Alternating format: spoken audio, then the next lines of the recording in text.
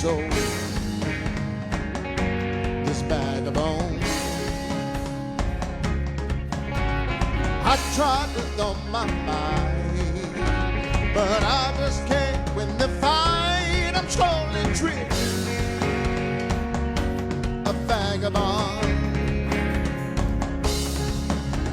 And just when I ran out the road, I met a man I didn't know, and he told me that I was not alone. He picked me up, turned me around, placed my feet on solid ground. I thank the Master, I thank the Savior, because he healed my heart, changed my name. Forever free, I'm not the same. I thank the Master, I thank the Savior. Oh, I thank God. Welcome to Lifeway this morning. Welcome to Lifeway. If you're joining us online, we're so happy that you're here. Let's praise the name of our God. I cannot deny what I've seen. I got no choice but to believe. My doubts are burning like ashes in the wind. So long to my old friends. Burden and bitterness, you can't just keep them moving. No, you ain't welcome here. From now till I walk the streets of gold, I'll sing of how you saved my soul. This wayward son has found his way back. Oh, you picked me up, turned me around, placed my feet on solid ground. I thank the Master, I thank the Savior. Why? Because he healed my heart and changed my name. Forever free, I'm not the same. I thank the Master, I thank the Savior. Oh, I thank God. Oh, I thank God. Oh, I thank God. 'Cause hell lost another one. Hell lost another one. I am free. Come on. Free. I am free. I'm free. I am free. Hell lost. Hell lost another one. I am free. Come on. I am free. I'm free. I am free. Hell lost another Hell lost another one. one. I am free. Oh yeah. I am free. Oh yeah. I am free. Hell lost. Hell lost another one. I am free. I'm free. I am free. I'm free. Hell lost. Hell lost another one. I am free. I am free. Oh, I am free. Hell lost another Hell lost another one. one. I'm free. I am free. I'm free. I am free. Hell lost another Hell one. lost another one. Yeah. I am free. I'm free. I am free. I'm free. I am free. Hell lost. Hell lost another one. I am free. I'm free. I am free. Because you picked me up. Turn me around. Place my feet on solid ground. I thank the Master. I thank the Savior. Because you healed my heart. Change my name. Forever free. I'm not the same. I thank the Master. I thank the Savior. Oh, I thank God. Hey. If you're thankful to Jesus, lift your hands in air. Hallelujah, yeah. Oh, the testimony of Jesus. It's the spirit of prophecy. It's the spirit of prophecy. It's the spirit of prophecy. That means one did it for another, you can do it again. That means one did it for another, you can do it again. The testimony of Jesus is the spirit of prophecy. It's the spirit of prophecy. It's the spirit of prophecy. That means what he did for another, he can do it again. That means what he did for another, he can do it again. That means what he did for another, he can do it again.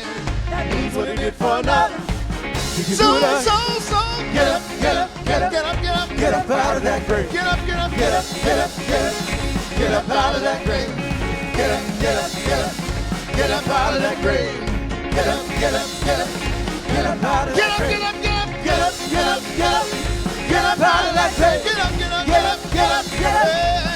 out of that grave. Get up, get up, Get up, get up, get up.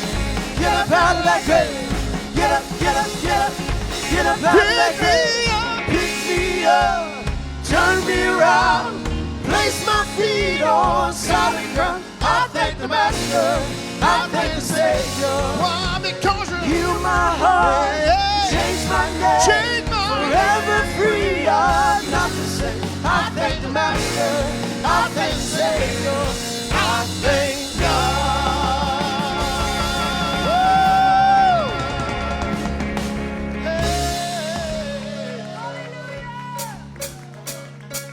Come on, some of you this morning look like y'all still in the grave. Yeah. This song's telling you to get up, shake the dust off, get them cobwebs out, do what you gotta do. We've come to praise the Lord. Yeah. Come on, sing, get up. Get up, get up, get up. Get up out of that grave. Get up, get up, get up. Get up out of that grave. Get up, get up, get up. Get up out of that grave. Set me free. Get up, get up, get up. Get up out of that grave. Get up, get up, Get up, get up, get up. Get up out of that grave. Get up, get up, get up. Get up out of that grave. Get up, get up, get up. Get up out of that grave. Get up, get up, get up. Get up out of that grave.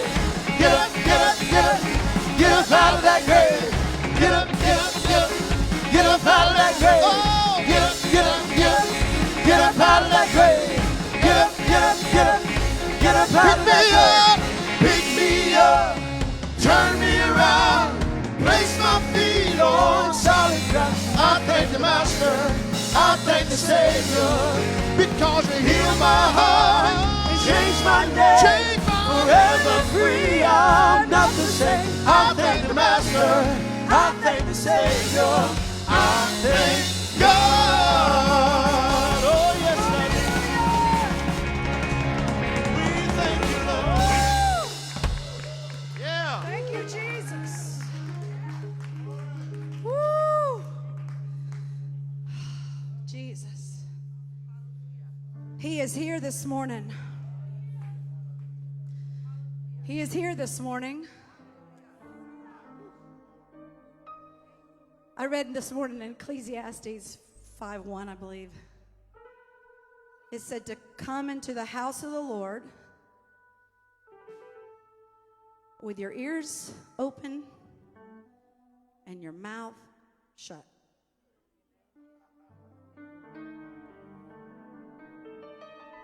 I do believe we came to worship, so we've got to praise Him, but we also need to listen. Listen. Let's just focus this morning. Focus this morning with intent, with purpose, to gain revelation and knowledge of who our Lord is today. Amen? That's what I came to do today. I don't want to be stuck in a grave. Been there.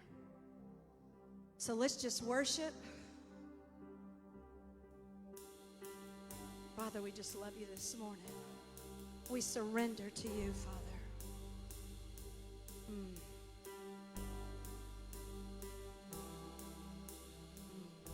Praise you, Jesus.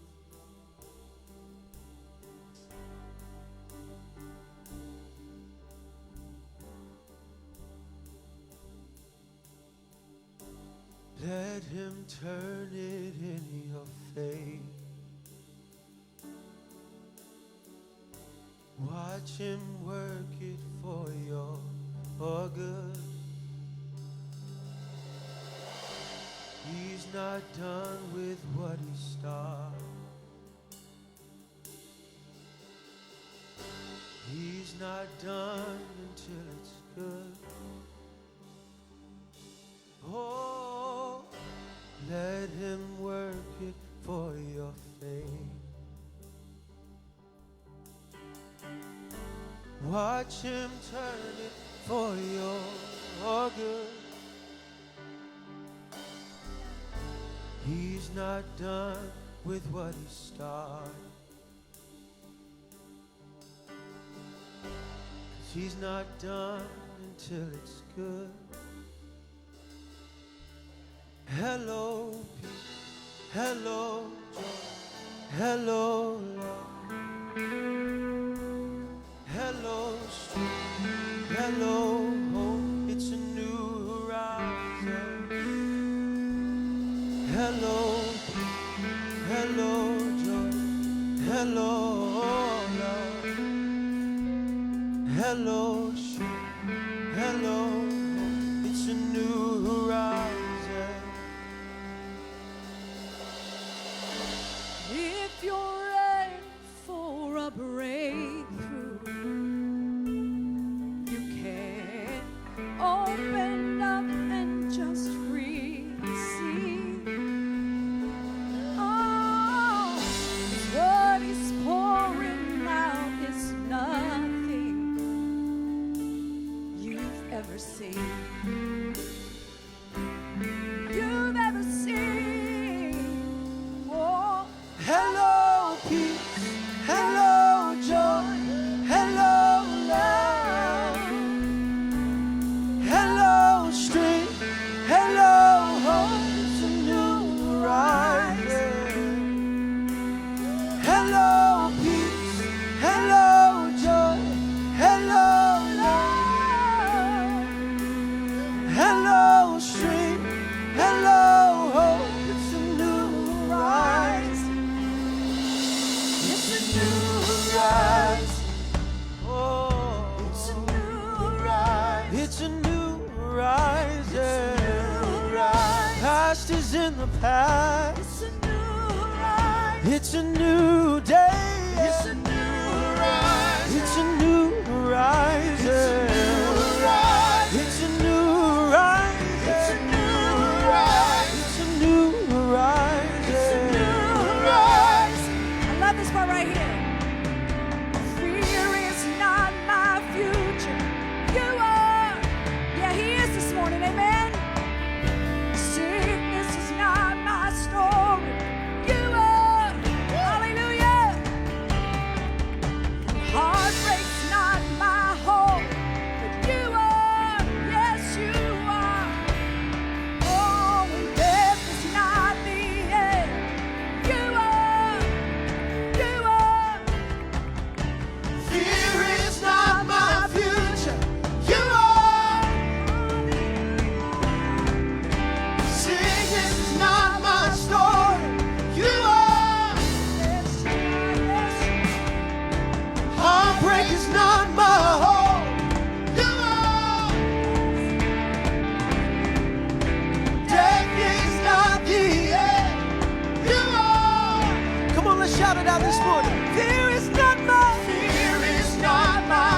But you are. You are. You are. You are. Sickness is not my story. Sickness is not my story. But you are. You are. You are. You are. Heartbreak. Heartbreak's not You my can home. stay in tomorrow. You are. You are. You are. Death is not the end. Death is not the But end. you are. You are. You are. You are. Hello. Hello, peace. Hey. Hello, joy. Hello, love. Hello. Hello, strength. Hello, hope. It's a new horizon. You can see the sun coming up. Hello, peace. Hello. Hello, joy. Hello. Hello, love. Hello, strength. Hello, hope. It's a new horizon. It's a new horizon. It's a new horizon. It's a new horizon. It's a new horizon. It's a new It's a new horizon. horizon. It's a new horizon. It's a new horizon. It's a new horizon. It's a new horizon. Wake up, wake up, wake up. New horizon. Wake up, wake up, wake up. Wake up, Wake up, wake up. Wake up, wake up, wake up. Wake up, wake up, wake up. Woo. Wake up, wake up, wake up. Just wake up. Wake up, wake up, Wake wake up. up. Wake up, wake up. Hello. Hello, peace. Hello, joy. Hello, love. Hello. Hello, strength. Hello,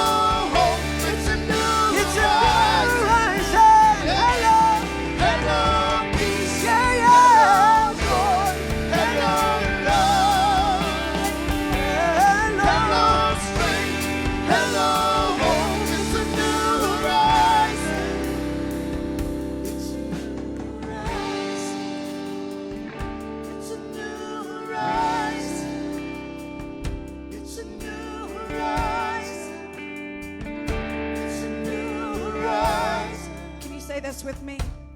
Goodbye fear, goodbye guilt, goodbye shame, goodbye pain, goodbye hate. It's a new horizon.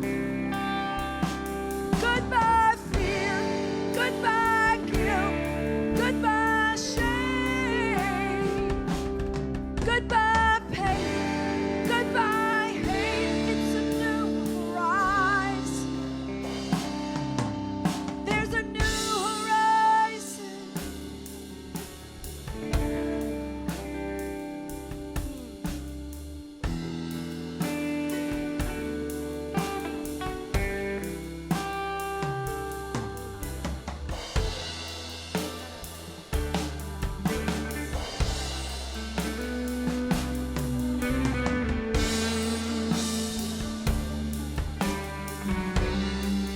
There's some people in here that need to wave bye-bye to some things and walk in the new horizon that Jesus has.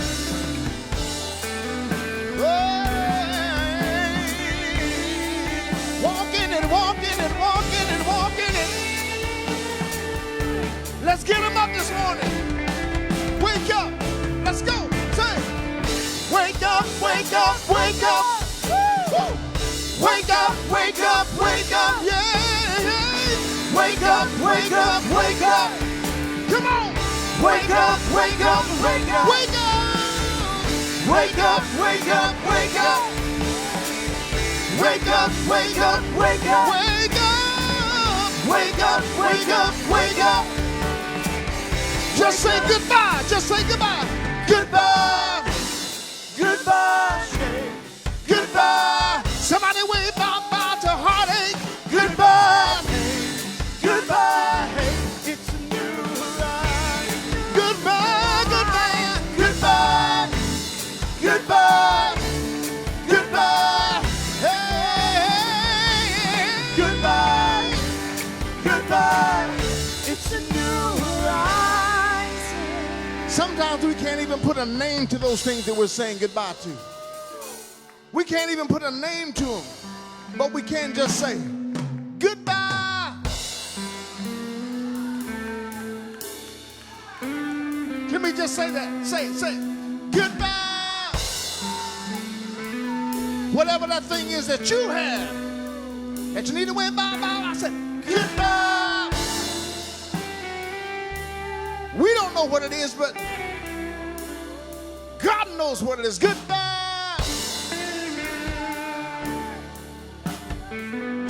Everybody say it. Come on, say it. Goodbye. Say it again, Goodbye. You're free in Jesus. Say it one more time. Goodbye. And now that it's gone, begin to give God praise. Goodbye. Goodbye.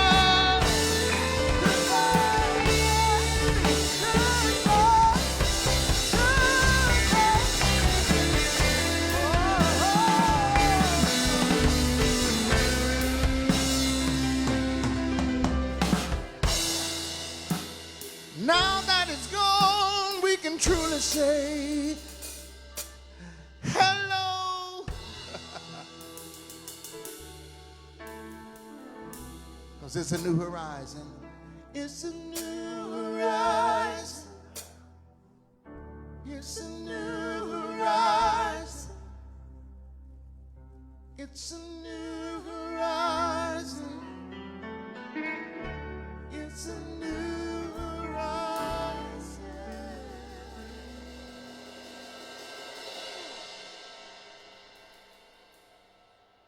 Thank you. Thank you for your promises. Hallelujah. Thank you for the word of God. Truth. Vision.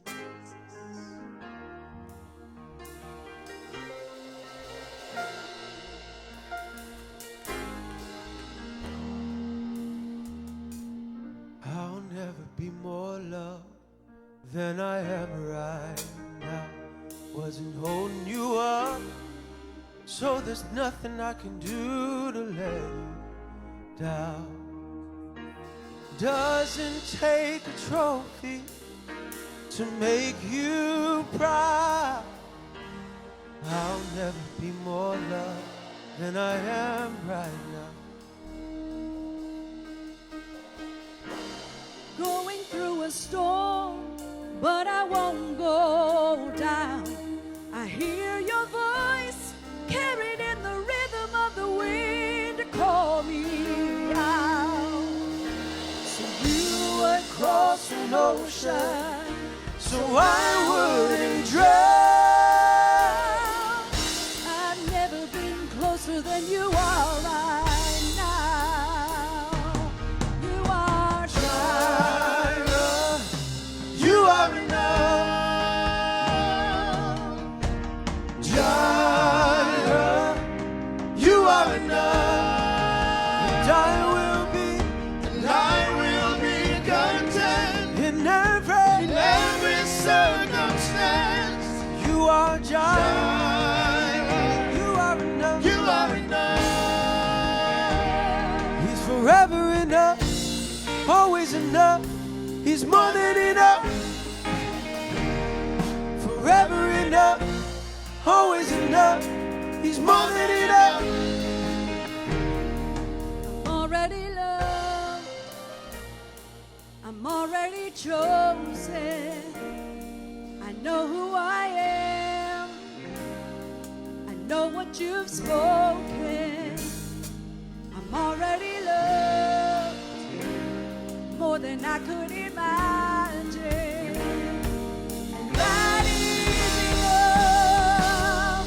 Yes, it is. It's enough. I'm already loved. I'm already chosen. I know who I am. I know what you've spoken. I'm already loved more than I could imagine. And that is enough. Come on, let's sing it one more time. Say, I'm already loved. I'm already loved. I'm already chosen. I know who I am. Know what you've spoken. I know what you've spoken. I'm already loved. More than I can even fathom. And that is enough. That is enough for me. Yeah. That is enough. What you've spoken over my life, that is enough for me. Yeah. That is enough. Oh, oh, oh. That is enough. That is enough. That is enough. That is enough. That is enough. That is enough. Say that is enough. That is enough. That is enough. You are enough. So I am enough. You are enough. So I am enough. Jireh, Jireh, you are enough. Jireh, Jireh, you are enough. And I will be content in every circumstance. You are Jireh. It's who you are. It's who you are to me. You are Jireh. You are enough. You're enough for me. Yeah.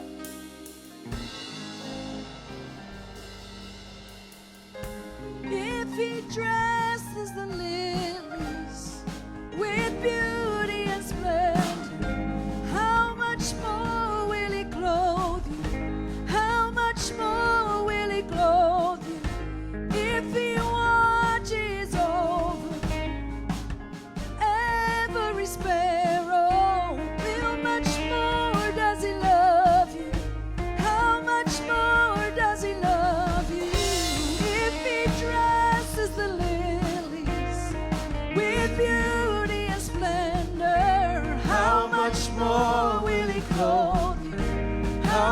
much more will He clothe if He watches over every sparrow? How much more does He love you? How much More does He love you? if He dresses with beauty and splendor? How much more? How much more? How much more? How much more? If He watches over every sparrow, how much more? How much more does He How love? much more? Come on, let's sing How that much again. more does He If love? He dresses If He dresses the lily with beauty and with splendor, beauty and splendor, how much more? how much more will He How clothe? much more? How much more will He If clothe? He watches If over He watches over every sparrow, every sparrow, how much more? how much more does He How love? much more? How much more does Sing He how love? much more? How much more does He How love? much more? How much more does He How love? much more? How much more does He love you? More than you ever think or imagine. According to His power, He's working in us. He's more than enough. Sing it with me, more than you ask. More than you ask, think or imagine. It's all according. According to His power, He's working working. in us. Yeah. It's more than Come on, let's sing it out again. More than you ask. More than you ask, think or imagine. It's all according. According to His power, He's working in us. it's more than enough. You are Jireh. You are enough. You are Jireh. You are enough. And I will be And I will be content in every. in every circumstance. You are Jireh. You are enough.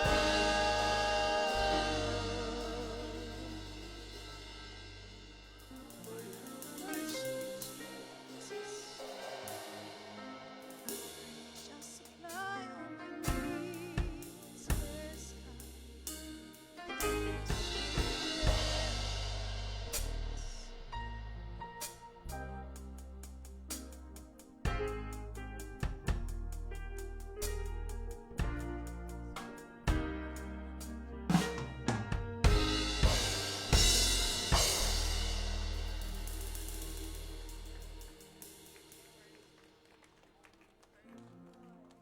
Hold on, we're not done yet. I wasn't here last week, so I had to watch it online. But 3 weeks ago, the Lord did something miraculous when we were at Caesarea Philippi and birthed a song inside of this worship team's heart. And this morning, I feel like God wants us to go higher. You see, I believe that there is a place that He wants us to reside in, and when we choose to reside in that place, that's where I believe that the windows of heaven are opened. And what He pours out is beyond what we can begin to imagine. You see, the enemy of our soul always wants us to be able to live at a lesser place than where God's called us to be able to be. And I don't know who I'm speaking to today or if I'm talking to somebody online, but I really believe that the Lord is calling us up higher. He's calling us to reside in His presence where the fullness of joy is found. I had the privilege of having 118 people, I believe, walk through the Holy Land with me. And I saw the Spirit of God get poured out on people's lives and touch them in ways that just completely blew my mind. And one of my prayers that I was praying while I was there, I said, God, I want it to fall in Lifeway. I want it to fall in Tallahassee. I want people to understand that there's so much more to you than what they've received or what they've experienced. And I believe this morning the Spirit of God wants us to come up higher. How many are willing to go? How many of you are willing to be able to say, God, I want to experience something greater, something more than what I've ever even hoped for or imagined? Well, I want you to forget about the person on the left and the person on the right this morning, and I want you to be able to focus upon Him, the author and the finisher of your faith, as He calls us up higher.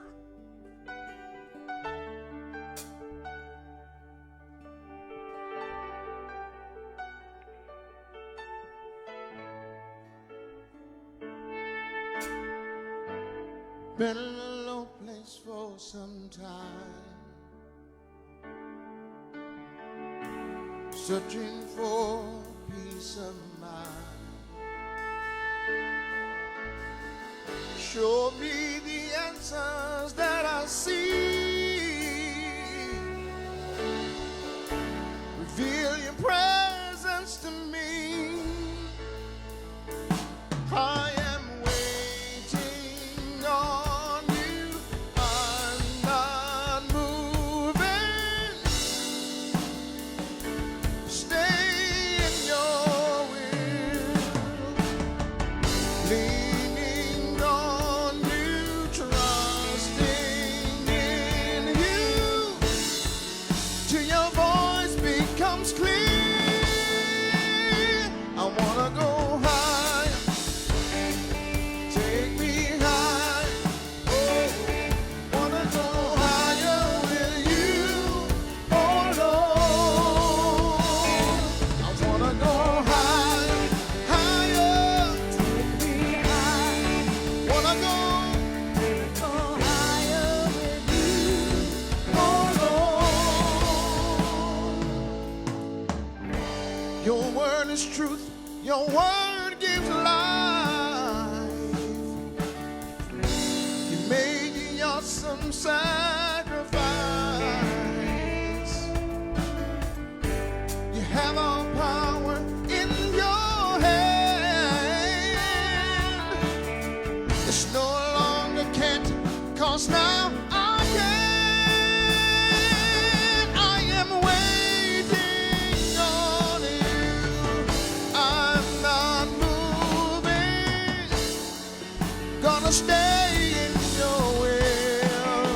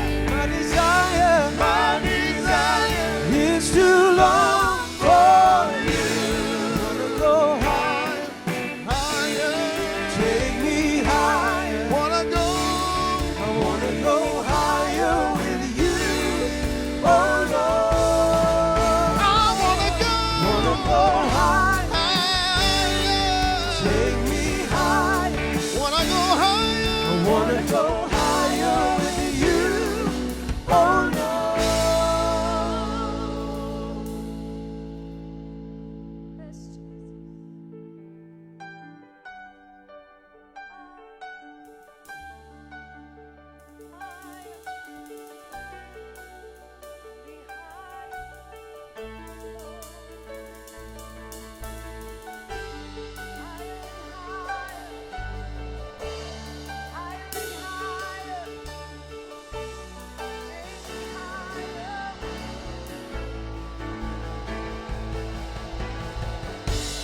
Higher and higher, higher and higher, higher and higher.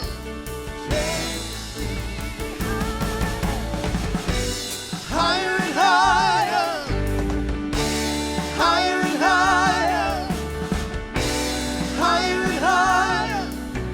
Take me higher.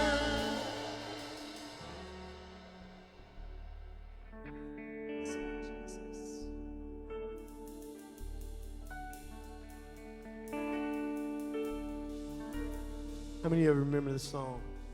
I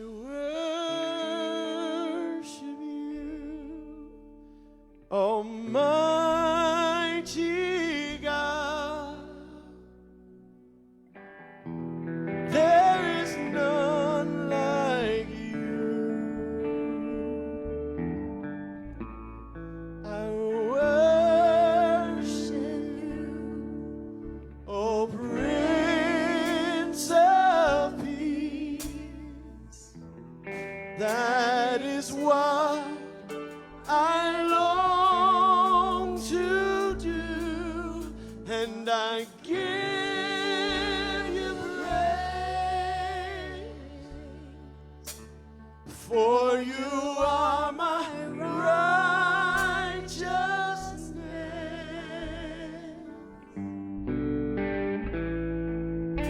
I worship you, Almighty God. There is none like you. I worship you, Almighty God. There is none like you. I worship you, O Prince of Peace, O Prince of Peace. That is what I long to do. I give you praise, for you are my righteousness. You are. I worship you, Almighty God. There is none like you. There is none like you. There is none like you.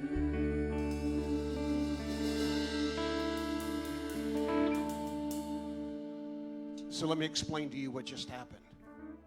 Because you were willing to place a demand upon God saying that you wanted to go higher, could you feel the atmospheric change that took place inside of here?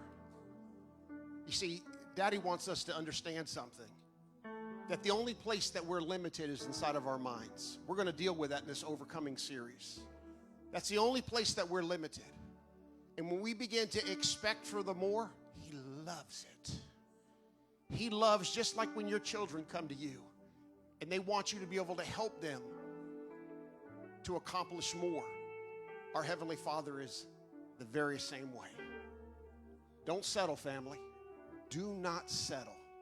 Amen. Come on, put your hands together and welcome Steve Payne as he comes to receive the offering this morning. Well, good morning, church. Have I got a deal for you? Before we go any further, I want to. Whoop!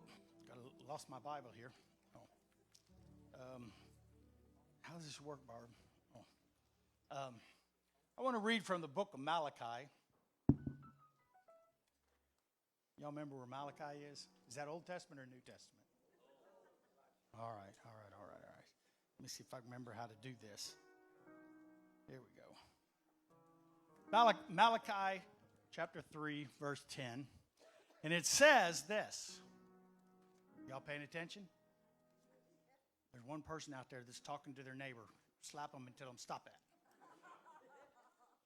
It says, bring all the tithes, which is 1/10, into the storehouse. Where does it say to bring it? To the storehouse. Where is your storehouse? Say it again.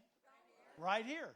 This is your storehouse. It says, bring it to the storehouse so that there may be food in my house, and test me. Ooh, here's the part I like.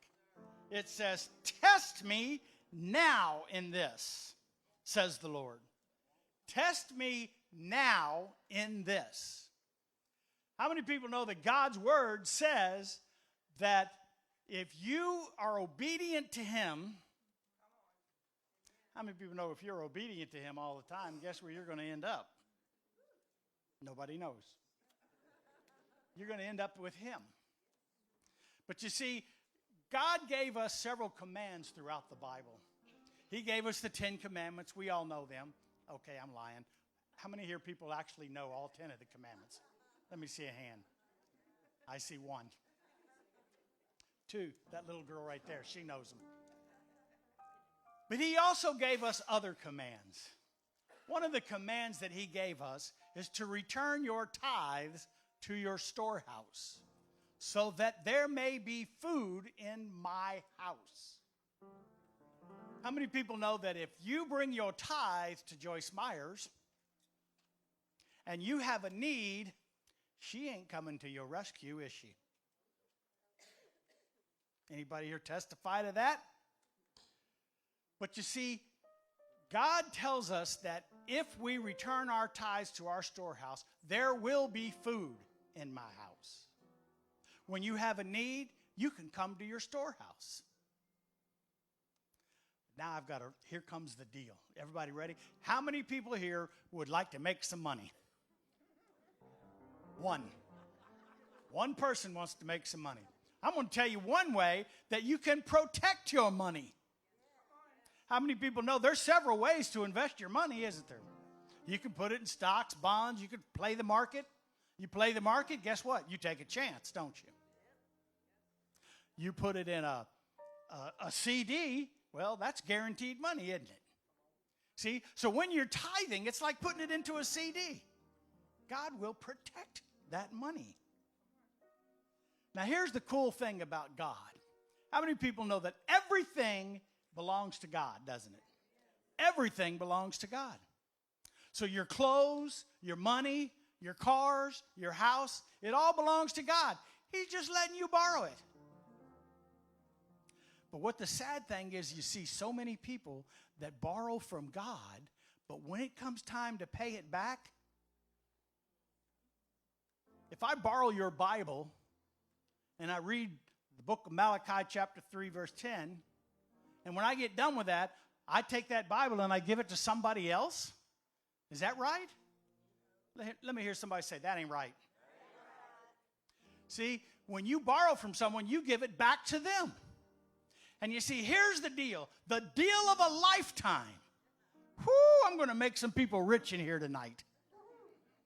Because God says that he will give to you, and all he requires is that you give him back 1/10. How many people here, if I held out a $100 bill and said, I'm going to give this $100 bill to somebody if you'll give me $10. Now, do I sound like a telemarketer? But you know what? This one works. This one works. If God's giving you $100, you bring $10 back to him, and guess what it says in the Bible? He's going to give it back to you. Pressed down, shaken together, and running over. Who wants to get rich? Listen, this doesn't actually say this in the Bible, but I've learned by reading between the lines, I don't know if that's a good thing or a bad thing, but by reading between the lines, it says, what you give to God, he's given back to you. So think about this. What do you need? What do you need? You need finances? Well, you need to be giving God some of your money. You need more time? You need to spend more time with God. You need a new car? Take your car and donate it to somebody. Listen, I know somebody that actually did that. They needed a new car, and they took their old junker, and they donated to this lady who was walking to church every Sunday. They gave her that car. And it wasn't a month later, God blessed them with a brand new car. So I'm telling you right now, Pastor Pizza is a living testimony. It works. How many people here believe that God is enough? He is enough. So I want everybody to raise one hand up in the air, if you're able to. And I want you to just close your eyes. And I want you to think about what God has done for you. Father, right now we just thank you for your awesome, awesome gifts. And Lord, we love you and we praise you not because of what you do for us, but because of who you are. So Father, right now as we return our tithes unto you, we ask you to bless them, to make them such a blessing into this whole city, this whole state. Lord, you have the power. You have it all. And Lord, we bring it to you right now because your word commands. In Jesus' name, amen. If you need to give online, what's the thing? It's give securely at lifeway.com, lifewaycc.com. Thank you. Lifewaycc.com. If you're writing a check, write that check out to Lifeway Church. And just so y'all know, it's spelled THOUSAND. That's how you spell it. All right? Are you ready? Anybody need time to write their check? Everybody else, bring your tithes. Come on. God has for me, it is for me.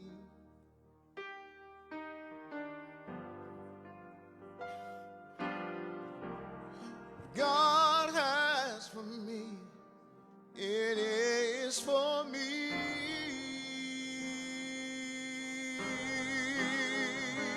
I know without a doubt that he will bring you out. What God has for me, it is for me.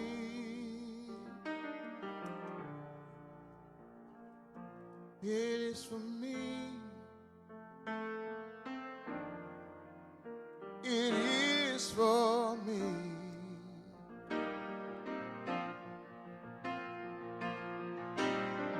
What God has for me, it is for me.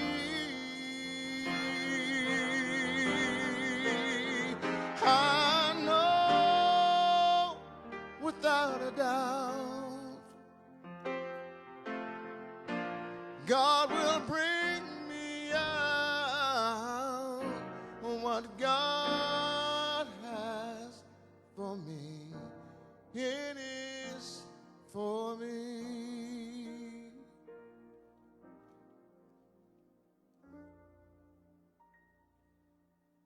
Oh, hallelujah. Put your hands together for Johnny Payne.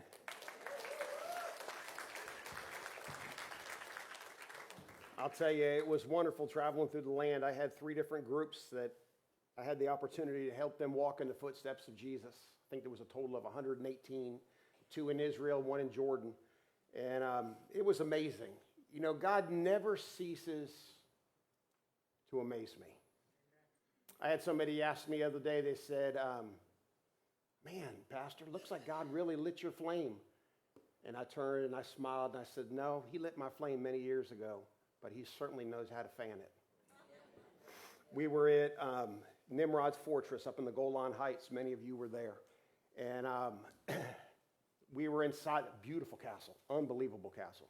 And we're inside this large chamber, and we had 50 people inside this large chamber, and we probably could have put another 50 inside of it. And another minister that was with us from Flint, Michigan, he was speaking, and the Lord laid upon my heart to be able to say something, and I was running a camera at that point. And so I turned to our tour guide, who was Israeli, and I said, hey, signal him over, and I said, run this camera for me. And so I walk up to him, and I stood next to him to be able to speak. And so I spoke for, about 3 minutes.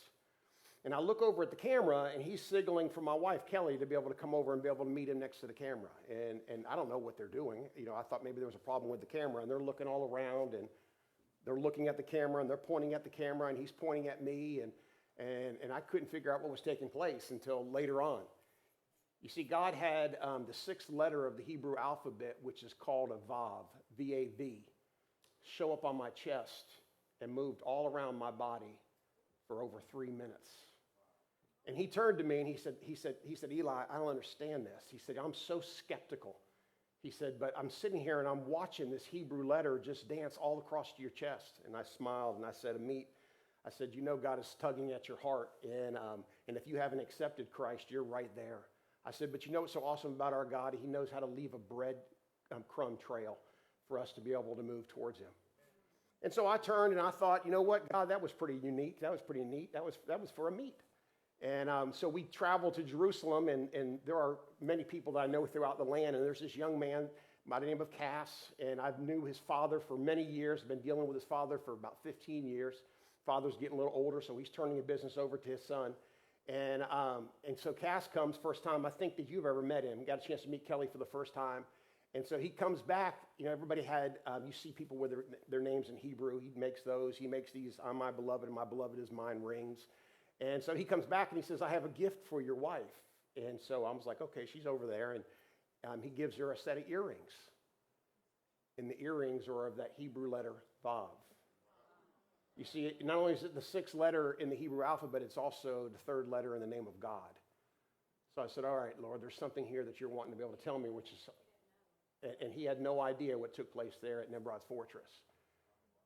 And I really felt like the Lord was telling me that there's an anointing he's put upon my life to be a connector, to help connect people in a deeper level, deeper way, because that's what the letter Vav does. It's a connecting letter. It literally connects two thoughts together. And so I was just blown away. And I don't know about you, but I just know that there is so much more. We cannot limit God, people. And the only place we're limited is inside of our minds. Well, turn to your neighbor and say, get ready. Here we go. We're in the first part of our Overcoming series. Psychologists tell us that an average person has about 70,000 thoughts a day. Excuse me, I brought this back from Israel with me. About 70,000 thoughts a day, and many of those thoughts trigger reactions. It can affect our attitudes, and it can affect our words. These thoughts can affect our decisions, our emotions, and they influence how we relate to each other, how we relate to people, and most importantly, how we relate to God. You see, God wants us to relate to him correctly, but sometimes the way that we think don't enable us to be able to relate to him correctly. He wants us to be able to meditate on the truth of who he is and not just every thought that falls into our head. I was telling Kelly this morning, you can't stop the birds from flying over your head, but you can stop them from making a nest in it. And sometimes, I don't know about you, but sometimes your pastor gets some crazy thoughts in his head. Anybody ever get any crazy thoughts in their head?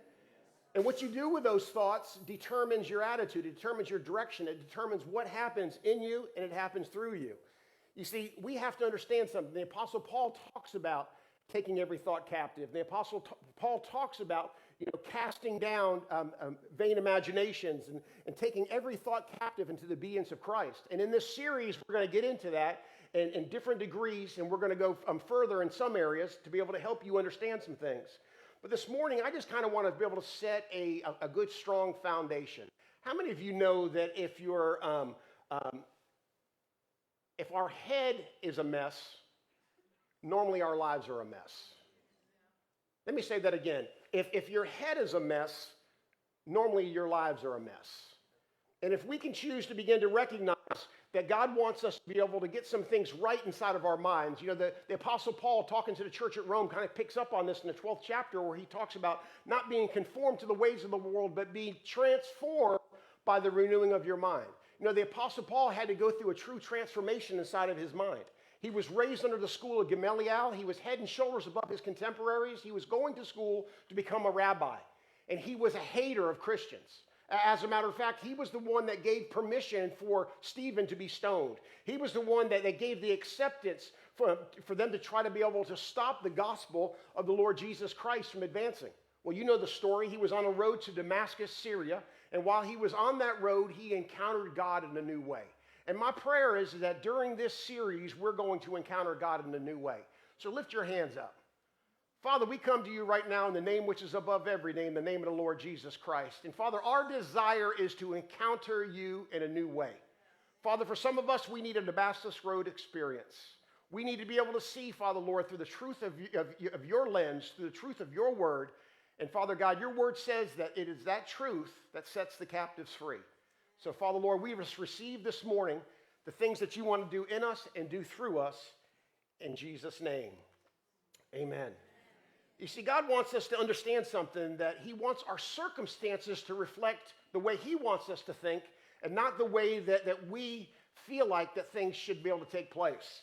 You know, it's amazing how circumstances could dictate our future, and how some circumstances can stop us from believing that the best of God could ever happen inside of our lives. I don't know about you, but I'm at a place where I dare to believe. I'm at a place in my life where I know the best is yet to come. I'm at a place in my life where I recognize that the past is in the past, it's in the tomb, that the future is in the womb, but the present is a gift from God right now. And he wants us to be able to embrace it, to be able to allow the fullness of who he is to manifest inside of our lives. You see, he wants all of our thoughts to be fixed upon him. If you've got your Bible, turn over to Isaiah 55. Verse 8, it says, "For my thoughts are not your thoughts." Turn to your neighbor and say, God thinks different than we do. He goes on and says, "Nor your ways my ways, says the Lord. For as the heavens are higher than the earth, so are my ways higher than your ways, and my thoughts than your thoughts." You see, this whole series is about coming higher.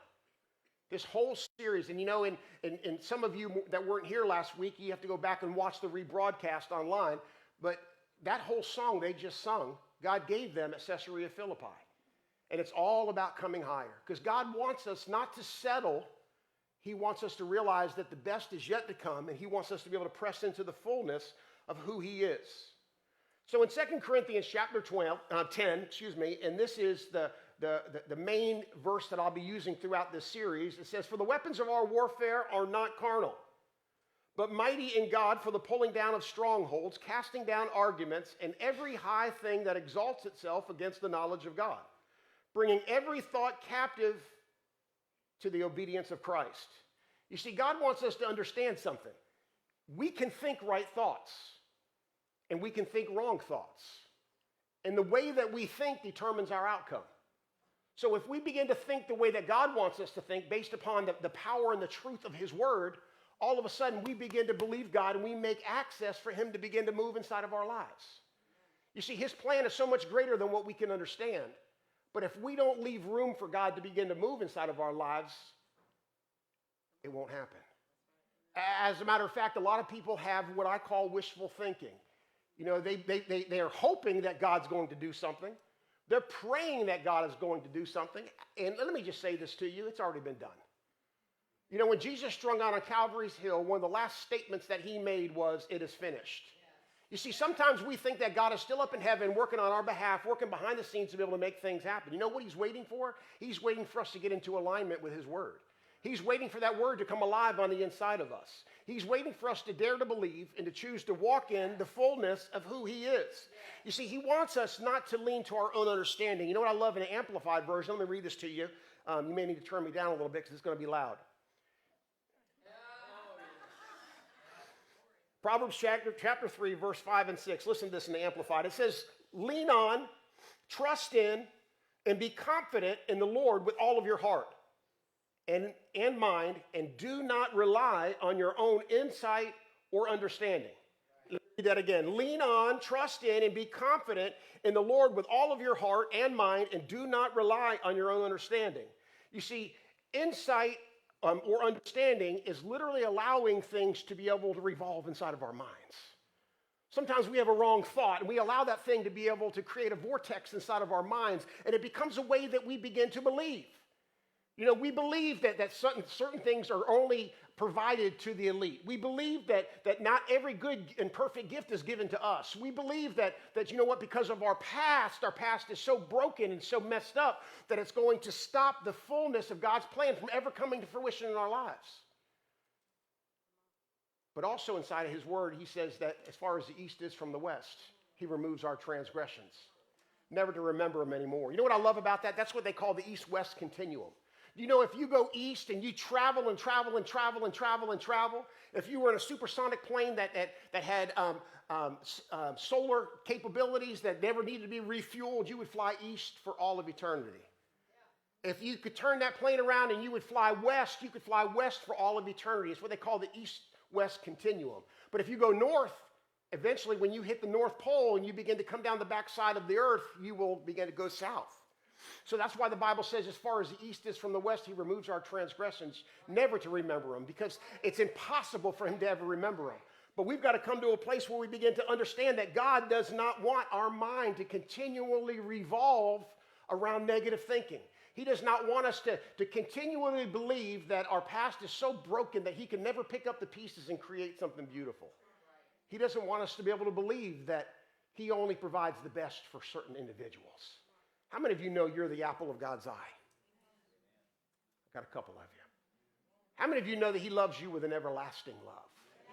How many of you know that when he looks down from heaven, he smiles at you? He's happy. You know, he doesn't think bad thoughts about you. He's got a plan for your success. But you see, inside of our mind, we allow a vortex to be able to take place, and inside of that vortex, we don't believe that that's true for us. I never met my biological father until I was 23 years old. And you know, it's easy for me to be able to settle in and be able to say, well, my biological father failed me, so my heavenly father is going to do the very same thing. You see how it works? And we begin to build these strongholds inside of our mind. That's what the Apostle Paul is talking about. And these strongholds, they create a vortex, and that's the reality that we live in. And no matter how much people tell you that that is a lie, that is not the truth, we don't believe it.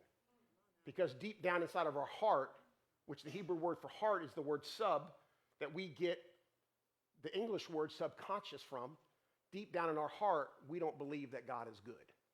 Oh boy, he did not go there. You see, we don't believe that God is loving. We don't believe that God does not show partiality. You see, we have a tendency to be able to live in a world that shows partiality. We have a tendency to live in a world that says, if you love me, then you will obey me. We have a tendency to live in a world that says, if you want my approval, then you're going to be able to jump through the hoops I tell you to be able to jump through, like a circus dog. You see, we live in a world that puts conditions upon their love. But our Heavenly Father doesn't put conditions upon his love. And so inside of this series, we're going to learn how to be able to deal with those thoughts inside of our minds, because you can't pull that stuff down of yourself. You can't have 5 steps to a better, healthier mind. You see, it's a spiritual fight that we've got to be able to fight and recognize that some things are generationally. You know, the Bible says in the book of Deuteronomy that the sins of our forefathers will be carried out to the 3rd and the 4th generation. That's why all of a sudden you turn and you see a cycle inside of families. But I'm here to be able to tell you that the blood of Jesus can break that cycle. I'm a testament of it. I'm here to be able to tell you that he can take the broken pieces of life and create something beautiful that completely blows your mind and blows the mind of those that are around you. You know, if I could get people up here today that knew me back when, before I was a Christian, they would turn and they would say, let me tell you about Eli. As a matter of fact, Kelly and I went to a wedding many years ago down in South Florida, and it was at a very elite place. It was called the Signature Grand. And wonderful, unbelievable place. A buddy of mine got married, and he worked for the Italian mafia. Made a lot of money in Miami. And so we're at this wedding. And all of a sudden, we're sitting around a huge table, and there had been over a dozen couples around this gigantic table. And one of the guys is the fire marshal for Broward County, and he turns to my wife and he says, let me tell you about Eli. See, he wanted to tell her about BC, before Christ. And he wanted to tell her about who I used to be, and she stopped him right in his tracks. She said, I don't want to hear it, because that's not the man I'm married to. You see, we have to understand inside of our minds is that God's got a way to be able to correct things, to be able to remake things, to be able to turn and make all things new. But it all starts inside of our minds. We've got to come to a place where we begin to realize that he wants us to begin to believe him by faith. You see, faith and believing, they go together with our thinking. Let me say that together. Let me say that again. Faith and believing go together with our thinking. You can't tell me that you have faith and that you believe if your thinking's all messed up. You can't tell me that you have faith and that you believe if all of a sudden you don't think that God is good. You can't tell me that you have faith and that you believe if all of a sudden you realize inside of your minds you believe that he shows partiality to some and that he blesses some but he damns others. You see, faith and believing go together with our thinking when our minds are renewed. Let me give you a couple illustrations. I'm not going to be long today. Turn to your neighbor and say, yeah, right. We were on the Sea of Galilee and had a beautiful worship time, and as the Spirit of God began to move, and in Matthew's chapter, it talks about Peter walking on the water. And, let me pick up in Matthew chapter 14. It says, he's concluding verse 21 about the feeding of the multitudes. So they fed the multitudes. There was 5,000 men that were there, plus women, plus children. Most theologians believe that there was in excess of 20,000 people. So all day long, the disciples are passing out bread, collecting bread. They're feeding the multitudes. And in verse 21, it says, now those who had eaten were about 5,000 men, besides women and children. Verse 22. Immediately, turn to your neighbor and say, immediately. Jesus made his disciples get into the boat and go before him to the other side, while he sent the multitudes away. And when he had sent the multitudes away, he went up by the mountain by himself to pray. And when evening had come, he was alone there. But the boat was in the middle of the sea, tossed by the waves and the wind, because it was contrary. Now in the fourth watch is between 3 o'clock in the morning and 6 o'clock in the morning. Did I tell you these boys have been working all day? They've been working all day. Now they're struggling to be able to get across the Sea of Galilee on a boat. And the winds and the waves are beating against the boat, and it's 3 o'clock in the morning. Now, in the fourth watch of the night, Jesus went to them walking on the sea, and the disciples saw him walking on the sea, and they were troubled, saying, it is a ghost. And they cried out with fear, but immediately Jesus spoke to them and saying, be of good cheer, for it is I, do not be afraid. This whole concept of a ghost, it's easily picked up on when you travel to the nation of Israel, because you realize that with the Greek and the Roman influence, they believed in a lot of crazy stuff. When the Spirit of God gave our worship team that song at Caesarea Philippi, up there in Caesarea Philippi, they worshiped a Greek god by the name of Pan, who was, the bottom part of him was goat, he had horns, and the top part of him was man. And they worshiped Pan. As a matter of fact, they believed there at Caesarea Philippi that the entrance to a huge cave was the entrance into the underworld. That they would make sacrifices inside of that cave, and if the sacrifice was consumed by the water, then the sacrifice was accepted. But if the blood would float to the top, or the sacrifice would come to the top, that it wasn't accepted. And they believed that if it wasn't accepted and you didn't worship this Greek god Pan, that all of a sudden, that at night, he would come and he would terrorize you, giving way to our English word panic. You see, that's how the enemy works. He always wants to terrorize us. He always wants us to be able to believe that this is the end, that we'll never accomplish all that God has for him. But here we see that Jesus, he takes the disciples to Caesarea Philippi, which no Jew would ever go up into this area because they had all kinds of detestable acts that took place there. They had all kinds of prostitution. They had bestiality. They had all kinds of crazy stuff that was going on there. And here Jesus takes them to the foothills of the mountains right there at Caesarea, and he begins to ask them, who do men say that I am? And they begin to give him a depiction on who others say that he is. But he turns and he says, but who do you say that I am? Because you see, that's the most important question that's asked to each and every one of us. Who do we say that God is? Do we say that he is the Savior of the world? Do we say that he died on an old rugged cross to be able to forgive us of our sins? And that's the extent of who we say that he is? Or do we allow our minds to be renewed and allow us to be able to dive deeper into his word so that we can truly understand who he is? You see, Jesus has the disciples there at Caesarea Philippi. I don't believe just to be able to feel good because they say, thou art the Christ, the Son of the living God. I believe that he had them there because he wanted to be able to drill something inside of them that would change them forever. You see, here at the gates of hell, the entranceway to the underworld, he said, the gates of hell will not prevail against my church, my ecclesia, my legislative body that I've called to rule and reign in the earth. And he turns, and what he was telling them is that I've given you all power, and whatever you bind on earth will be bound in earth, and whatever you loose on earth will be loosed in earth. And he was basically telling them that inside of you, I'm imparting the kingdom of God so that you may experience the fullness of who I am and walk in it all the days of your life. It amazes me how we have somebody like Peter who was very timid. Here, all of a sudden, you know, they're at Caiaphas' house. You know, they're burning a fire. They got Jesus on trial inside of the house. He's out there, and he bows down to a little girl who tries to say, you're one of his disciples. You see, all of a sudden, in his own strength, he didn't understand the greatness of the kingdom of God on the inside of him. But everything changed when the Holy Spirit fell upon them in the upper room. And that which was timid, weak, spineless, became like steel and had a backbone of steel, and nothing could shake him. So he turns and he tells them, don't be afraid.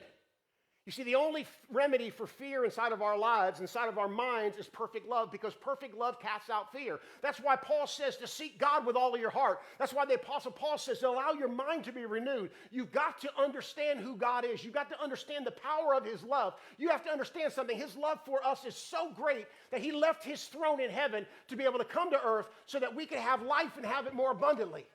But it only comes by us choosing to allow that perfect love that casts out fear, to allow that perfect love to be able to infiltrate our minds, and all of a sudden we begin to see not from our perspective, but from his perspective. And we begin to recognize that the greater one resides on the inside of us than he that is in the world. That's exactly what he was imparting to the disciples. Let's get back to Peter. So in the 28th verse, and it says, and Peter answered him, he says, Lord, if it is you that are out there walking on these waters, command me to come and walk to you. He said, come on, Peter. And then Peter got up out of the boat and began to walk. And you know the story. When he began to see the winds and the waves and how boisterous the winds and the waves were, he got afraid and he began to sink. But the thing that I want to be able to show you today is that Peter began to change some things that day inside of his mind. You see, there was others that were in that boat, but it was Peter that chose to confront inside of his mind that the ways of God are different than the ways of men. Peter chose to be able to get beyond the natural and move into the supernatural when he said, Jesus, if that is you, bid me to be able to come. You know, through the laws of physics, it is completely impossible to be able to walk on water. But we serve a God that's able to take the things that are impossible and call them possible. We serve a God that's able to take the things that we thought was completely foregone and to be able to make it begin to happen. You know, it was January last year when my 88-year-old mother was diagnosed with complete and total kidney failure. I'm in the hospital with her down in West Palm Beach, and she turned to me, she said, son, what should I do? I said, well, Mom, the doctors are saying go on dialysis. And I said, you got a lot of life left. I said, go on dialysis. If you don't go on dialysis, you're going to go to sleep and you're not going to wake up. And I turned to her and I said, but do not give up on the healing power of God. Well, you know the story. For about 3 months, she was going to have dialysis treatments 3 times a week, 4 hours at a pop. And she goes one Saturday morning or one Saturday evening to get dialysis. Where's her son? I wasn't there with her, so I'm not a good son. I'm in Israel. Just spent the day with some of those that are under the sound of my voice at Magdala, where the woman with the issue of blood was healed. I come back to our hotel. We have dinner together. We spent some time together. That evening we go to bed. It's about 1:30 in the morning and my phone rings. And there's my mom on the other end of the phone screaming, I'm healed, I'm healed. I'm like, Mama, what happened? What happened? She said, I went tonight to be able to have dialysis, and they pulled my creatine level to see how much fluid to be able to pull off my body. And they turned to her and they said, Barbara, you can go home. And she said, what do you mean go home? Go home and come back on Saturday? They said, no, you don't need to ever come back here again. Your kidneys are functioning. You see, inside of this series, God wants us to overcome some areas. He wants us to start believing again. He wants us to be able to pull down the strongholds inside of our minds that we have bought into and the lie and we have believed, to be able to think that there's only so much that God can do. I'm just here to be able to tell you, and the Apostle Paul got in on it. He said, eye has not seen and ear has not heard, nor has it entered into the heart of man what God will do for those that love him. And I know under the sound of my voice, everybody under the sound of my voice loves God. And I'm just telling you that if we'll press in during this overcoming series, if we'll choose to allow the Spirit of the living God to confront us on some stinking thinking, to get a checkup from the neck up, and to begin to allow God to begin to move on our behalf, I'm just telling you that your eyes have not seen, your ears have not heard what he wants to do for those that love him. He's talking about you, saints. He's talking about the greatness of what he has in store for our lives, but we've got to choose to be able to say yes to him. And if he did it for her, he'll do it for you. Come on, girl, you got a song? Get up out of your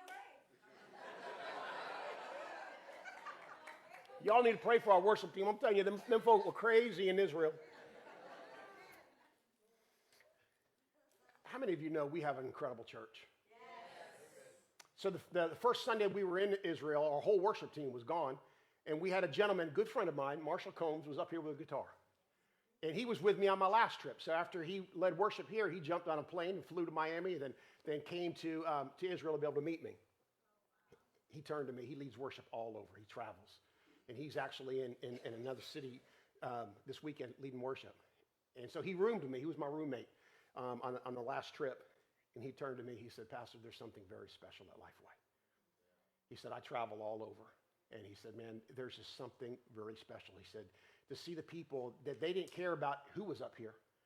They came for an audience of one, and they came to be able to worship him. And I chuckled with him because he's been ministering with the guy that was here on the 8th of January, Ken Malone. And if you remember, 20 minutes into our service, the power goes out. And what was so beautiful about it is it didn't stop y'all. You all just kept on worshiping for the next 25 minutes without any type of musicians and any amplification. You just kept on worshiping. You see, that's the kind of tenacity that we're talking about. This is exactly what has to be able to rise up on the inside of us, that no matter what, nothing is going to back us off of understanding who we are and whose we are. And we choose to go deeper with him. So the woman with the issue of blood that we were just talking about, there in Mark chapter 5, you know, she went 12 years, spent all the resources that she had. And for some of us, we read right over that and we don't understand the culture. We don't understand what it meant for her to have she was hemorrhaging blood. And for 12 years, she couldn't stop the flow of blood. It made her ceremonially unclean. She couldn't come in contact with people in public because she was unclean. And if they detected that she was unclean and she was coming in contact with people, she could be stoned for that very act of what she committed. As a result, people could not embrace her. They couldn't hug her. She couldn't have interaction. And here the Bible says that she spent all that she had on doctors. But you know what I find is amazing about this woman is that this woman did not sit down and have a pity party. This woman didn't talk about how bad it is and woe is me and why does this only happen to me and all these other ladies out there, it's not happening to them. The Bible doesn't say that. I'm not saying that she didn't have those thoughts. She didn't have them birds flying over her head. Because every one of us know that when we go through a valley experience, sometimes we have some crazy thoughts that settle in our minds. And sometimes we want to be able to wonder, why in the world is this happening to me? But at some point, she chose to be able to get up out of that pit. She chose to be able to say, I'm not going to waller in this mess. I've spent all that I had. I did what I needed to be able to do. How many of you know that faith without works is dead? There's nothing wrong with going to doctors. And you know what? God can use doctors to be able to bring healing. I'm thankful for the testimony I just told you about my mom. But you know, the fact of the matter is that sometimes even the wisdom of men falls short. And where the wisdom of men falls short, that's where God does his best work. And so she chose to be able to lean in on the truth of God's word. And here's what she did. You see, God told in the book of Numbers for the children of Israel to put tassels on the corners of their garments. Those tassels have a certain amount of wrappings and windings, which in biblical gematria, it actually equals the number 613, which is the commands and blessings of God. And when it says that she reached out and she touched the hem of his garment. That word hem is the word kanaf. It's the corner. It's where the tzitzit was tied to. And when she reached out and she touched the hem of Jesus' garment, what she was doing is she was touching the very commands and the blessings of God. She had moved past what man could do for her. She had moved past what she thought that Jesus was able to do, and she was placing a demand upon God and upon his word. And when she reached out and she grabbed the corner of his garment, when she grabbed that tzitzit, the Bible says that healing virtue left Jesus and went into her body. And Jesus turned to the disciples and said, "Who touched me?" And the disciples turned and said, "Master, the multitudes are thronging you. Everybody's touching you." He said, "No, somebody touched me with intent." You see, inside of this series, God wants to get us to become very intentional in who we are and how we begin to act in the days ahead. He wants us to understand that his promises are yes and amen. He wants us to understand that his word never returns to him void. He wants us to understand that he places us in a position for us to be able to seek him like never before. Now let me say something to you. Most of the time there's a gap. There's a gap between when you pray and when the promise comes. There was a gap there for my mom. Sometimes there's a gap, and you know what happens in that gap? We've got to be able to display a spiritual fruit called patience. Inside of that gap, we've got to be able to say, "God, I know that you're more than able." Inside of that gap, we've got to trust him with all of our heart. Inside of that gap, we've got to be able to say, "God, your word is yes and amen." And inside of that gap, we have to allow the fullness of who he is to manifest. You know what I've realized going through a lot of valley experiences inside of my life? Is that through the valley, God makes our roots go deeper. Through the valley, it prepares us for the storms ahead. Through the valley, it enables us to understand God from a totally different perspective. Come and help me, Johnny. And so this woman, she understood if I could just reach out and touch the hem of his garment, the tzitzit. She said, she thought, she kept saying in her mind, is what the Amplified says, if I only could reach out and grab hold of the promise of God. If I can trust the word of God inside of my heart, the core of my being, my subconscious, that part of me that makes up the DNA of who I really believe I am. And if I can allow my mind to persistently seek him, I know that my God will never disappoint. But I want to show you something. And I never saw this till I was just in Israel just recently. She went from a position of isolation. She went from a position of abandonment. She went from a position of having to be able to acknowledge. The Bible says that she had an issue. You sit next to anybody with an issue? Tell the truth, shame the devil. We all got issues. The Bible says she has an issue. But because she was hemorrhaging, she had to vocalize that issue to everybody around her. When she came into a public area, she had to be able to declare, "Unclean! Unclean!" So that people wouldn't come in contact with her. They would be able to get far enough away that she would not make them ceremonially unclean. I only could imagine what was going through her mind. For 12 years, that even her best friends couldn't hang out with her. For 12 years, having hope that maybe this remedy is going to work. For 12 years. And all of a sudden in verse 32, and it says that Jesus looked around and he sees her who has done this thing. But the woman, fearing and trembling, knowing what had happened to her, came and fell down before him and told him the whole truth. And he said to her,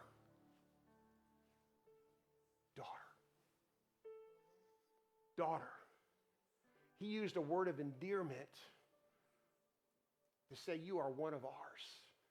Just as he was teaching the disciples how to pray when he told them to be able to pray in this manner, "Our Father." He used a word of endearment. You may have been isolated. You may have been alienated. Other people may not have called you friend because of your hemorrhaging of blood. But in my eyes, you're my daughter. You see, I believe that God wants us to understand who we are and whose we are. Yes. We're going to go hard after that in this series. I want you to be able to walk with your heads held high and your shoulders back, to realize that anything you put your hands to can be accomplished if you do it through him. You see, the enemy of our soul always wants us to settle for an Ishmael when God wants to give us an Isaac. He always wants us to be able to think, well, I can do it. I'm pretty smart. I don't care how many degrees you have. You can have more degrees than a thermometer. And I'm here to tell you something.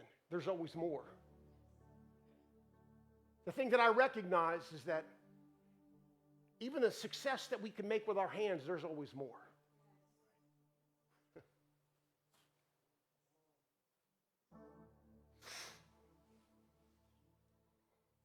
So he turns and he pushes past all of these labels that she had. And he begins to recognize that, and she began to recognize that she was special. That he loved her with an everlasting love. And you know what's amazing is that for some reason, the three Gospels that share this story, none of them name her. And I think sometimes God does that on purpose. Because if they name her, our tendency is to idolize her. Our tendency then is to be able to go and build a church in her name, to memorialize her. But he doesn't name her, because I believe sometimes God wants us to slip our name in there. He wants us to fully understand what it is that he's calling us to be able to do. So here's where I want to take a Selah, a pause for today, because I want us to do some things. I really believe that this year God is calling each and every one of us higher. This church is committed to help you in that journey. Can I say something to you? I recognize that sitting in these pews are people of greatness. I recognize that what God is calling you to do will exceed anything I can even hope for or imagine. My responsibility, based upon the book of Ephesians, is to equip you for that which God has called you to do. This year, we're committed to help you grow in your relationship with him. We're committed to help you pull down some areas inside of your lives that maybe the enemy has lied to you.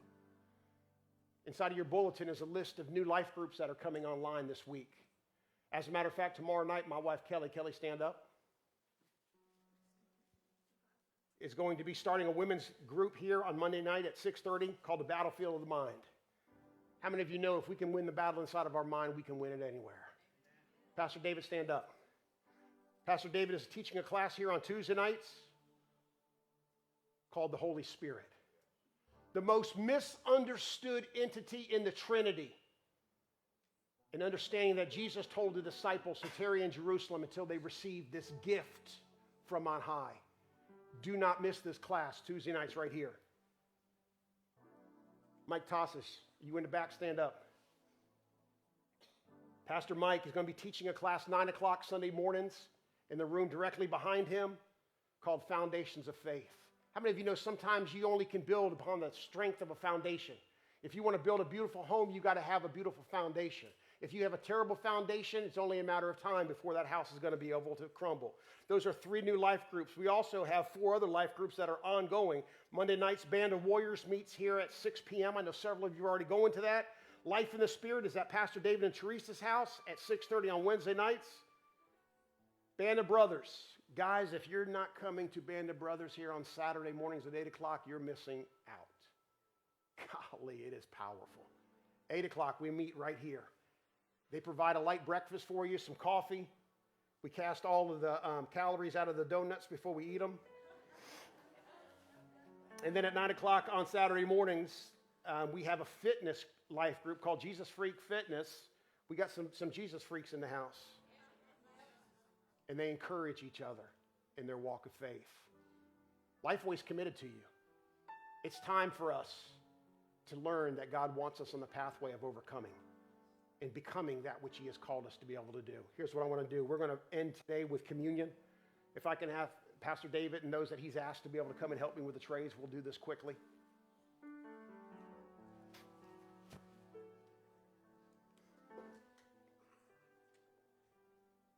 I apologize. I was gone for all of the Daniel fast this year. And you ask yourself, well, did Pastor fast? No, I didn't fast. You know, even Jesus told the religious folks that, you know what, that listen, while he was here on earth, you know, his disciples didn't have to fast. No. If you've ever been on a Mediterranean diet, you know it's totally different. They didn't have any pork, no ham. Go ahead, you can begin. They're going to pass out the elements to you, and if you'll hold the elements, we'll take all together. But I know some of you were fasting for those 21 days. And you know what fasting does? Well, first of all, let me tell you something to you. Fasting is not fast. But you know what fasting does is it puts us in position. Listen to me. It puts us in position to hear like never before. It enables us to quiet our soul. Inside of the series, we're going to deal with the soul. How many of you know that the soul is not your friend? As a matter of fact, a lot of times the things that we're fighting against is because we're fighting in our soul. And inside of our soul, it's easy for us to begin to see from our fleshly position instead of a spiritual position. So you don't have to wait for a corporate fast in order to fast. You can fast a meal a day. You can fast a day a week, whatever it may be. But if you'll press in, you'll begin to experience something which is greater.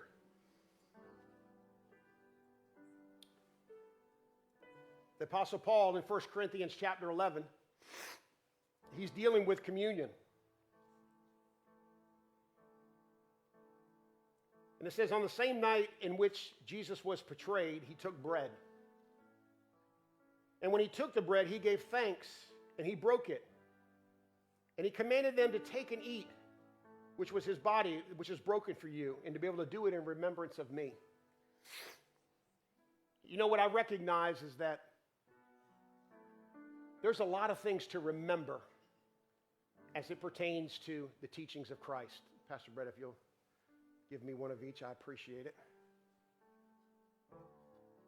Thank you, gentlemen. But when he turns and he says that when you take the bread and you eat it, to do it in remembrance of him. You know what's so important for us is to be able to remember. That word remember is where we get the term realigning the members. Because you see what communion does is it helps us to realign the members on the inside of us. I believe that for someone in the sound of my voice, today is a closing of your Daniel fast, but for all of us, it's the start of our journey of overcoming. And when we realign the members on the inside of us, you know what happens is we choose through communion to recognize that, God, I can't do this thing without you. Holy Spirit, I want you to show me how to renew my mind. I want you to show me how to apply the very words of Christ to my life. And even some of the experiences that I've gone through, some of the words that have been spoken, some of the actions that have been done that have limited me, I choose to remember the words of Christ. I don't want to belabor the point. I never met my biological father until I was 23. So I never got a birthday card, Christmas gift. Played football and baseball in college. Never got a son I'm proud of you for 23 years. And people ask me, Pastor, how'd you get over that? You see, in our society today, they would be in counseling for the rest of their life. But you know, God began to teach me about remembering and the power of remembrance. And I remembered something that Jesus said where he said, pray for your enemies. Pray for those who despitefully use you. And I went on a journey for 30 days and I began to realign the member inside of me to begin to pray for my biological father. Then one day the Lord said, get in the car and drive to upstate New York and find him and meet him. The man that brought me into this world gave me a different name than what I hold today. My mom remarried when I was a little over 2, and I took on the last name of the man that she married and his first name. And I'll never forget sitting across the table from him and telling him his name was Ralph. Do I look like a Ralph? That was my biological name when I was born, Ralph. Thank God I got my name changed. No.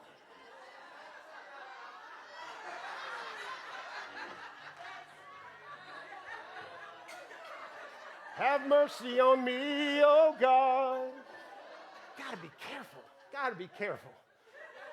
Ladies and gentlemen, let me introduce to you Ralph Tish, good friend of mine.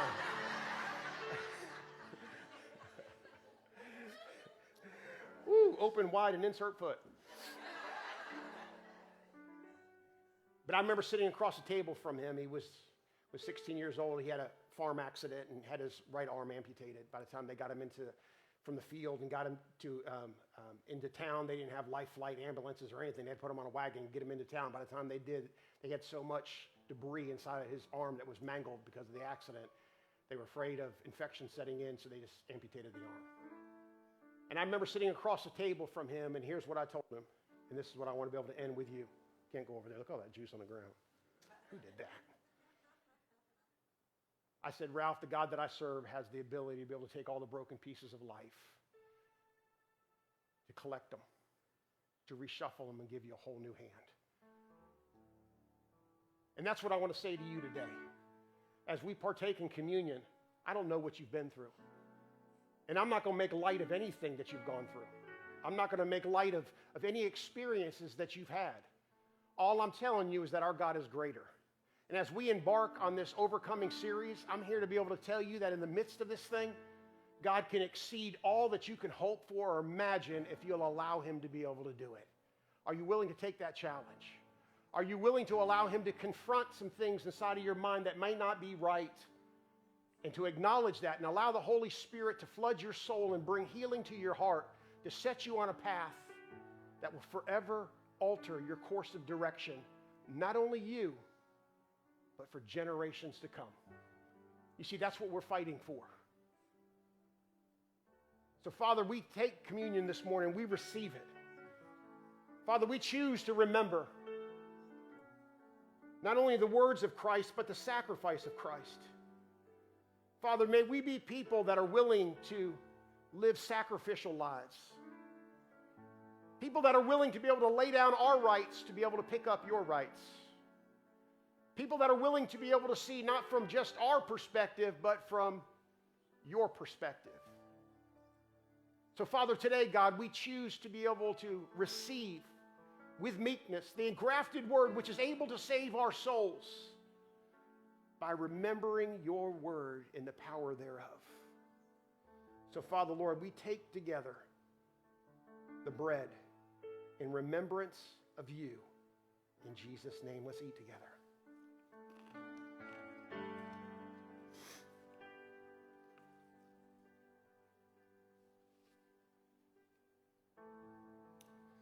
Verse 25, it says, in the same manner he took the cup after supper, saying, this cup is the new covenant in my blood. This do as often as you drink it in remembrance of me. You know what I love about the blood? The Bible says there's no forgiveness without the blood. Can I say something to you? There is nothing that you have done that cannot be forgiven by the blood of Jesus. There is nothing that you have done that cannot be forgiven by the blood of Jesus. The Bible tells us to approach his throne of grace and find mercy every single day because our Heavenly Father is a good Father. And he makes plans for our success. And he chooses to be able to place us on a path of forgiveness. Be quick to forgive and be quick to receive forgiveness, because that is in remembrance of Christ. I was in Bethlehem with a good friend at an olive wood factory. And they have a traditional Last Supper table. And I turned to him and I said, you know, that's not correct. It wasn't one long table. It was what they call a triclinium. It was like a U. And he turned to me and he said, took me over to his shop and he said, you mean like this one right here? And I said, yeah. And I said, do you know who the people are around the table? He said, well, they're the disciples. I said, do you know which one was Jesus? And he said, no. So I turned to him and I said, on the right side of the U, this last seat we know is Peter. Directly across from the U, on the outside, we know is John. Next to John was Jesus, because we know that John laid his head upon Jesus' breast. And next to Jesus, in the seat of honor, was Judas Iscariot, the one that Jesus already knew was getting ready to betray him. You see, that reflects the very heartbeat of God, that even to the very end, he wanted to provide a way of escape for Judas. And I believe on this journey that we're going to take in this overcoming series, we're going to see God in a whole new way. Amen. Father, we thank you for your blood. We're thankful, Father God, that it cleanses us and forgives us. So, Father, Lord, we receive that cleansing. We receive that forgiveness. Father, Lord, as we, your people, embark, Father, on this journey of a lifetime to become all that you've called us to be, Father God, we receive the power of your blood to transform and to change our identity into children of the King. In Jesus' name, amen. Hallelujah. So as I get ready to close this out, I got to make one announcement to you. We're going to take a break next week from this series because I got something great for each and every one of us. How many of you know next Sunday is Super Bowl Sunday? My Dolphins are fixing to bring home the trophy. I don't even know who's playing. I've been gone so long. But one of my great friends, Kez McCorvey. Kez, stand up. Kez is a Hall of Famer at Florida State University, played for the Detroit Lions. He's going to bring a message next week on Super Bowl Sunday. I want you to plan to stay afterwards with us to be able to have lunch. We're going to have tailgating out in the parking lot. I got a buddy of mine bringing a big smoker, and he's going to be cooking all kinds of food. It's going to be awesome. But how many of you know that this man right here knows what it is to stand on the gridiron and have millions of people scream your name and to tell you how great you are? But I believe when he stands in his pulpit, he's going to tell you the greatness of who he is not found in his talents in football, but it's in the one who has saved him, redeemed him. And I believe the best and the blessed is still out in front, my brother. God bless you. Next Sunday, we'll see you here. God bless you. Have a wonderful day. Oh, altars are open. If you have a prayer need today, do not leave this place without allowing our prayer ministers to be able to pray for you.